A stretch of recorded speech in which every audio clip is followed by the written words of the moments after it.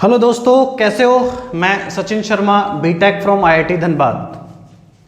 आज मैं बात करने वाला हूं एक बहुत ही इंपॉर्टेंट टॉपिक। वो ये है कि जस्ट 1 मंथ की प्रिपरेशन में हम बोर्ड में 90% से ऊपर कैसे स्कोर करें।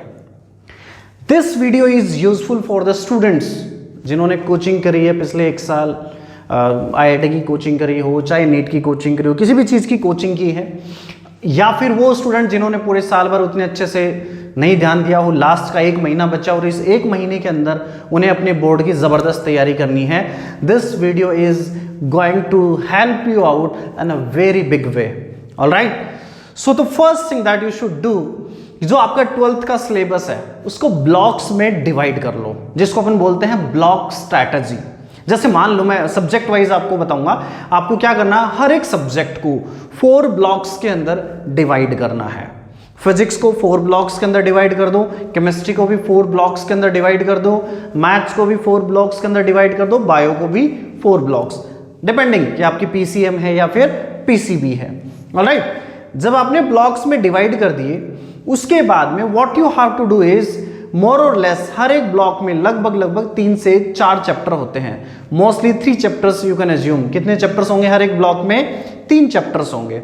ठीक है, चाहे फिजिक्स का हो चाहे केमिस्ट्री का। मैं आई टेल यू कि हमें ब्लॉक्स में किस तरीके से डिवाइड उसको करना है। ओके, सो जब हमने उसको ब्लॉक के अंदर डिवाइड कर लिया, उसके बाद हमें क्या करना है।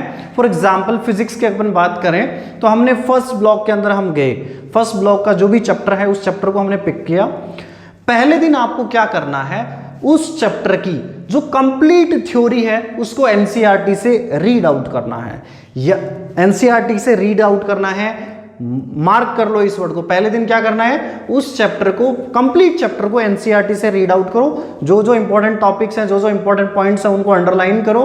Along with that if you have notes of board preparation तो आप उन नोट्स को भी रिवाइज कर सकते हो। पहले दिन आपको सिर्फ और सिर्फ क्या करना है, एनसीईआरटी को कंप्लीटली रिवाइज करना है।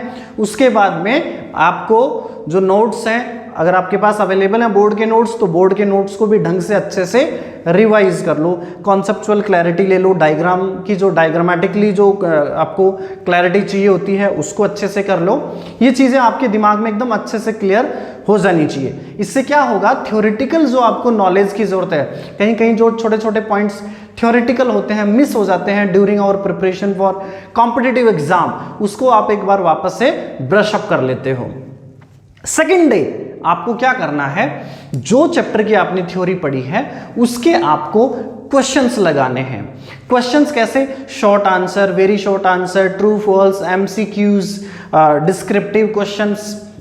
For that you can refer any of the book which is specialised for board preparation, जैसे एग्जाम गाइड है, एग्जाम आइडिया है ना। इस तरह की कोई भी एक बुक जो बोर्ड ओरिएंटेड बुक है, उससे आप उस पर्टिकुलर चैप्टर के क्वेश्चंस कर लो।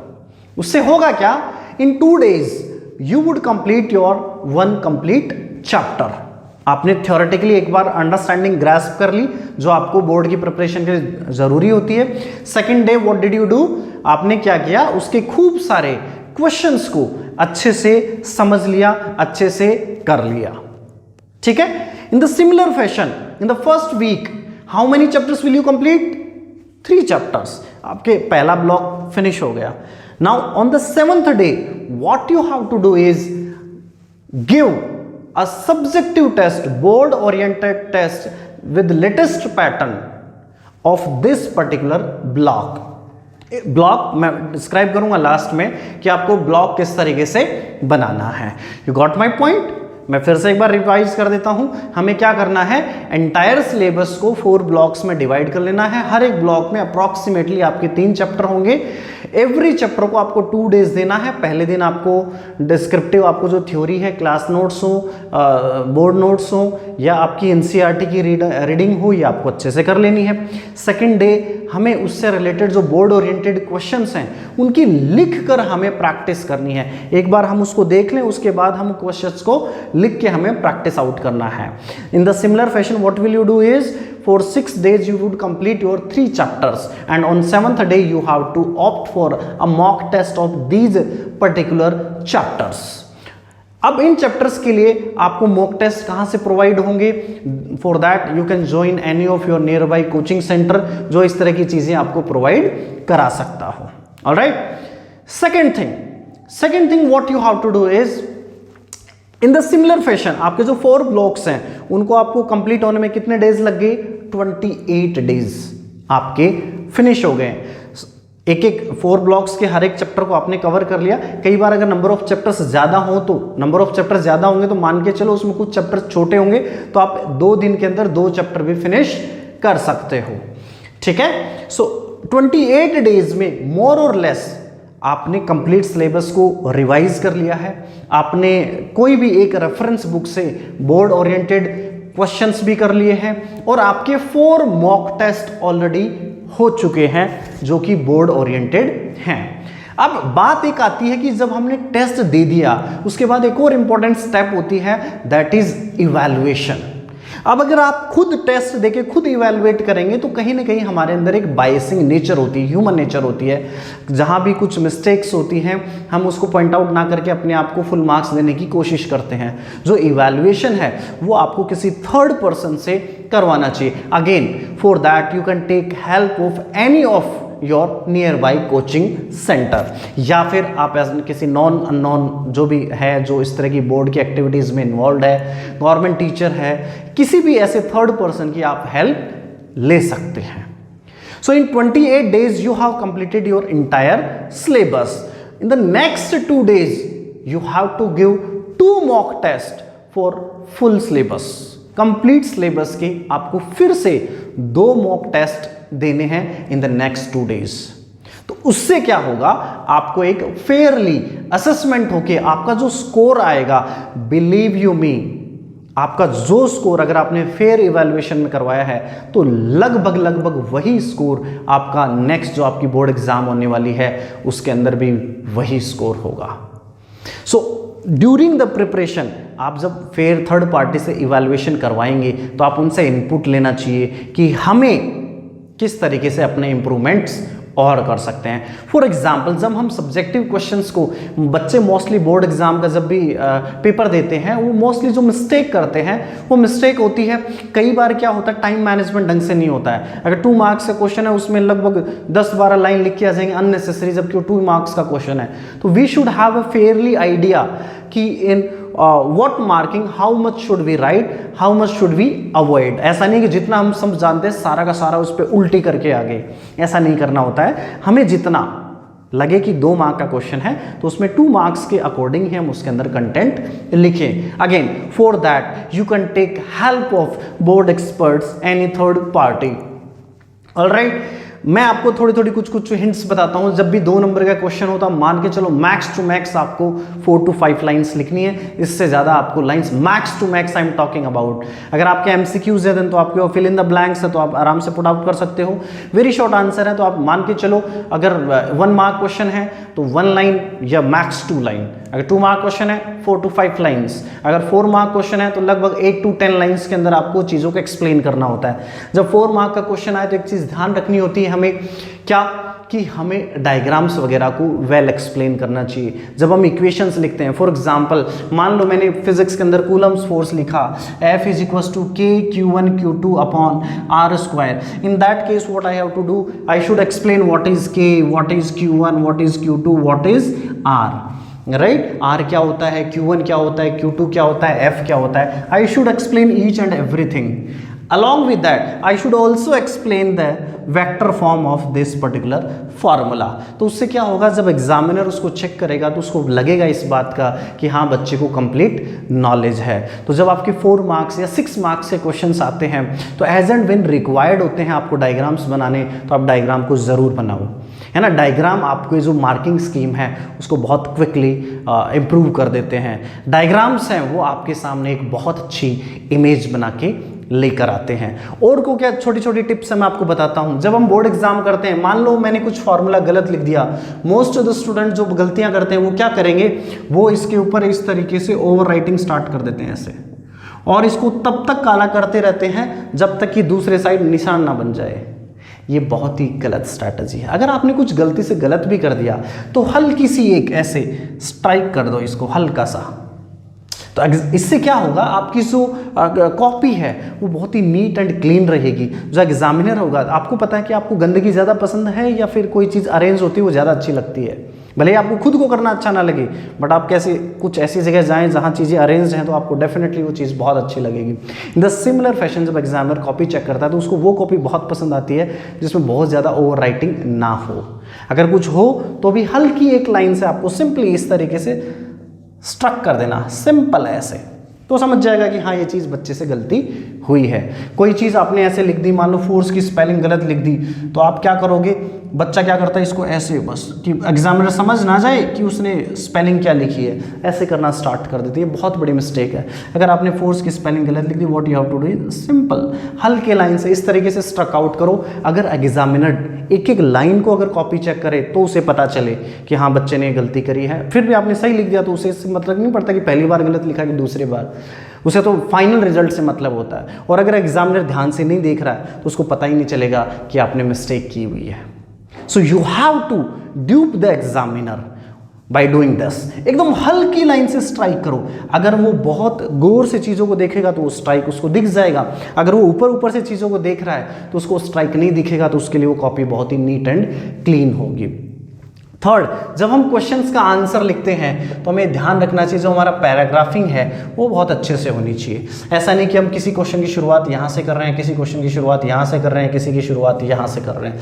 ये मिस्टेक्स हमें नहीं करनी है। हम पैराग्राफिंग को मेंटेन करके चलें। अब अगर हमारा पैराग्राफ कहीं पे चेंज हो रहा है तो हम जितना स्पेस दे रहे हैं उतना ही लगभग, ऐसा नहीं कि तुम स्केल लेके वहाँ पे मेजरमेंट करने बैठ जाओगे, बट एक रफली आइडिया के साथ आप इंडेंटेशन बोलते हैं इसको, इंडेंटेशन को प्रॉपर रखें तो उससे एक बहुत अच्छा इंपैक्ट जाता है। जहां पे आप रिएक्शंस लिख सकते हैं केमिस्ट्री के अंदर, वहां पे आप रिएक्शंस लिखें। मैथ्स के अंदर जहां जिस फार्मूला को आप यूज कर रहे हो आपको ये राइट डाउन करना चाहिए, using this formula, using that formula, using that. So these are the tips and tricks that you should use to improve your board marks. ठीक है, so I was talking about that block strategy. Fair evaluation हो गया। इन इवेल्युएशंस अगर आपके पास कोई third party है नहीं evaluate करने के लिए तो be honest with your self, evaluate keeping these things in mind and then give marks to yourself, and then in the later on you check out how much have you scored. All right, and whatever feedback you get from the third party you should start working on those feedbacks and make sure in the next test that you give you do not repeat those kind of mistakes again. All right, सो ये चीज़ आपके बहुत अच्छे से clear होगी। Now जो last में जो मैंने बोला मॉक टेस्ट, जो लास्ट के जो 2 मॉक टेस्ट हैं वो बहुत बहुत बहुत ज़्यादा इंपॉर्टेंट है। हमें उसके अंदर अपनी स्पीड को बहुत अच्छे से मैनेज करना है क्योंकि पूरा सिलेबस है। तो जो क्वेश्चंस आपको अच्छे से आते हैं पहले उन क्वेश्चंस का आंसर लिखो। जो क्वेश्चंस आपको थोड़ा कम आते हैं, थोड़े जिनकी क्लैरिटी कम है, उनके आंसर्स आप लास्ट में लिखो। व्हाट हैपन्स इज जब एग्जामिनर कॉपी चेक कर रहा होता है अगर उसके शुरू के क्वेश्चंस के आंसर पसंद आ गए तो अपने दिमाग में एक इमेज बना लेता है कि ये बच्चा है ना बहुत अच्छा बच्चा है, तो वो मार्किंग लूज मार्किंग स्टार्ट कर देता है। तो लास्ट के टॉपिक में अगर आपकी छोटी मोटी कुछ मिस्टेक्स भी हो गई तो भी वो उसको ओवरलुक करके आपको मार्क्स दे सकता है। So those things you should keep in your mind. Now coming to the point कि ब्लॉक स्ट्रेटेजी को कैसे डिवाइड करें, हम ब्लॉक्स कैसे बनाएं। मैं आपको बता देता हूं सब्जेक्ट वाइज कि पर सब्जेक्ट में हमें, मैं एक आपको रफली आइडिया दिया हूं। Now block strategy you should implement based on your experience, based on what all the chapters that are weakness for you, what all the chapters that are strength for you, based on that you should do the preparation। जो आपके chapters अच्छे हैं उनको block 1 में रखो, फिर थोड़े से कम अच्छे हैं उनको ब्लॉक 2 में, ब्लॉक 3, ब्लॉक 4, इस तरीके से आपको प्रिपरेशन शुरू करनी है। जैसे मैं फॉर एग्जांपल मान लो मैं फिजिक्स की बात करूं तो फिजिक्स में आप जो ब्लॉक्स बना सकते हो इस तरीके से बना सकते हो। सबसे पहले इलेक्ट्रो में 3 चैप्टर आते हैं आपके, electrostatics, alright, then capacitor, then current electricity. ये आपके 3 चैप्टर्स हो गए। ठीक है जी, आपके 3 चैप्टर्स बहुत अच्छे से हो गए। ये आपके ब्लॉक 1 बन गया। ऐसे ब्लॉक 2 के अंदर आपके 3 चैप्टर्स आ जाएंगे। क्या क्या? मैग्नेटिज्म, जिसके अंदर magnetic effect of current, magnetism and matter both आ गए। EMI, AC and electromagnetic wave, ये आपका ब्लॉक 2 बन गया। तो इन 2 ब्लॉक्स के अंदर आपका इलेक्ट्रोमैग्नेटिज्म पूरा फिनिश हो गया। देन ब्लॉक 3 जो आपका होगा, ब्लॉक 3 के अंदर आपकी आ गई modern physics and communication system. जो मॉडर्न फिजिक्स है इसके 2 हिस्से हो गए आपके basically, photo electric effect, atomic structure, matter waves, ये एक पार्ट बन गया। सेकंड पार्ट आपका radio activity, nuclear physics, X rays, वो आपका सेकंड पार्ट। तो टोटल आपके 3 चैप्टर बन गए इसके अंदर भी। ब्लॉक 4 जो आपका बनता है, ब्लॉक 4 के अंदर आपको क्या करना है, wave optics, ray optics and semiconductor. So you can see कि ओवरऑल हमारे जो 12 चैप्टर्स हैं वो 4 ब्लॉक के अंदर फिट हो गए। In the same fashion for every subject you should do these things. आपको 4 ब्लॉक बना लेते हैं, B1, B2, B3, B4। Start आप किसी से भी कर सकते हैं, फिनिश आपको चारों के चारों करने हैं। कोशिश करो जो आपका अच्छा है वहां से स्टार्ट करो, ताकि आपका एक कॉन्फिडेंस बूस्ट हो जाएगा, कॉन्फिडेंस बिल्ड हो जाएगा, और आप हो सकता है उन चीज़ों को 7 डेज की बजाय हो सकता है आप 6 डेज में कर लो, हो सकता है आप 5 डेज में ही फिनिश कर लो। So that is the way that you should start preparing for your board exam. In similar fashion chemistry के अंदर भी आप सेम चीज़ें कर सकते हो। केमिस्ट्री के अंदर आपको पता है कि आपका जो ऑर्गेनिक पोर्शन है वो ज़्यादा है, इनऑर्गेनिक और फिजिकल उतना ज़्यादा नहीं है। तो आप 4 ब्लॉक बना लो। कैसे? पहला ब्लॉक आपने बना लिया, let's say physical chemistry, alright. Second block आपने बना लिया इनऑर्गेनिक केमिस्ट्री, और थर्ड ब्लॉक बना लिया आपने ऑर्गेनिक 1, एंड फोर्थ ब्लॉक आपने बना लिया ऑर्गेनिक 2। ऑर्गेनिक 1 में basically nitrogen and oxygen containing compounds जितने भी हैं वो हमने पढ़ लिए। ऑर्गेनिक 2 में जो हमने हमारे बच गए biomolecules, polymers, chemistry in everyday life, environmental chemistry, जो भी थ्योरेटिकल चैप्टर हैं, एप्लीकेशन बेस्ड चैप्टर्स हैं, उनको आप B4 में रख सकते। ये रिएक्शन मैकेनिज्म बेस्ड जो चैप्टर्स हैं उनको थर्ड ब्लॉक में रख लो। सेकंड में इनऑर्गेनिक केमिस्ट्री आपने रख ली, फर्स्ट में फिजिकल केमिस्ट्री आपने रख ली। सेम आपके 4 ब्लॉक्स बन गए। In the same way what you have to do is, maths के अंदर आप 4 ब्लॉक बना सकते हो। मैथ्स के अंदर 4 ब्लॉक आपके क्या क्या बनेंगे, देखो। फर्स्ट आपका जो ब्लॉक है अलजेब्रा। अब इस अलजेब्रा के अंदर आपके क्या है, मैट्रिक्स, डिटर्मिनेंट वगैरह जितने भी चैप्टर्स हैं, है ना। कॉम्प्लेक्स नंबर तो आपका 11th में आता है। B2 के अंदर आपको बनाना है डिफरेंशियल कैलकुलस। क्या बनाना है, डिफरेंशियल कैलकुलस। B3 के अंदर आपको क्या बनाना है, इंटीग्रल कैलकुलस। एंड B4 के अंदर आपको क्या बनाना है, वेक्टर 3D। क्या बनाना बेटा, वेक्टर एंड 3D। फिर से आपके 4 बन गए। इन differential calculus, integral calculus, vector and 3D के अलावा जितने भी चैप्टर्स बच गए उन सबको हमको किस में रखना है, अलजेब्रा में। प्रोबेबिलिटी, वो सब जो चैप्टर्स हैं, मैथमेटिकल रीजनिंग, प्रोग्रामिंग, वो सब अपने को क्या रखना है, अलजेब्रा के अंदर। ये अपना डिफरेंशियल कैलकुलस जिसमें LCD, limit, continuity, differentiability, application of derivatives, वो इसके अंदर आ गए। इंटीग्रल कैलकुलस के अंदर आपका डेफिनेट इंटीग्रेशन आ गया, एरिया अंडर कर्व आ गया, डिफरेंशियल इक्वेशंस आ गई, वो सब अपने इसमें रखते हैं। देन B4 आपको पता है वेक्टर एंड 3D अलग से मॉड्यूल है ये आपके पास। तो that is how you can divide your entire syllabus into 4 blocks. And same thing you can talk about bio. Bio में तुम्हें पता ही 2 टॉपिक्स ऑलरेडी उनका बाइफिकेशन हो रखा होता है। किस किस में, बॉटनी एंड जूलॉजी, ऑलराइट। अब इसमें आप कर सकते हो B1, B2, इसको आप क्या कर सकते हो, B3, B4, ठीक है, depending on the number of chapters you can divide. तो that is how block strategy can let you make good marks in your board exams just in 1 month. अब होगा क्या, जैसे आपकी बोर्ड एग्जाम स्टार्ट होगी, ये PCM या PCB होगा, इंग्लिश एंड ऑल बहुत आसान है, आप आराम से अपने लेवल पे भी चीज़ों को डिस्कस करके आराम से कर सकते हो, क्योंकि बहुत ज़्यादा ग्रामर होती नहीं है, राइटिंग सेक्शन होता है, और नॉर्मली हर बच्चा इंग्लिश मीडियम का स्टूडेंट होता है, उसको नॉर्मली हो जाता है। फिजिकल एजुकेशन, म्यूजिक होते हैं, वो आपको पता ही, उसमें स्कोरिंग कितनी आसान होती है। नाउ जो आपकी एग्जाम शुरू हो जाती है तो आपको पता है कि 2 सक्सेसिव जो एग्जाम्स होते हैं आपके, जैसे फिजिक्स और केमिस्ट्री, उनके बीच में 7 to 8 डेज का गैप होता है। तो उन 7 to 8 डेज के गैप में आपको वापस क्या करना है कि जितना भी पोर्शन आपने, जो मैंने एक रेफरेंस बुक बताई थी, अगर आपके कुछ क्वेश्चंस रह गए उस ड्यूरेशन में, आप उतने अच्छे से नहीं कर पाए, तो उन रेफरेंस क्वेश्चन से एक बार आप वापस कर लो। एंड उस ड्यूरेशन में 3 days you should keep out for previous year questions. तो प्रीवियस ईयर के जो आपके क्वेश्चंस है उसको आपको एक पैटर्न मिलता है कि हाँ सीबीएसई किस तरह के क्वेश्चंस पूछता है, हमें किस तरह से क्वेश्चंस का आंसर लिखना चाहिए। That is how you should prepare for your board exams. ठीक है, अगर आपको कोई और हेल्प की जरूरत हो तो आप कमेंट बॉक्स में वो चीज़ लिख सकते हैं। I will help you out in that thing. Thank you so much for watching me out.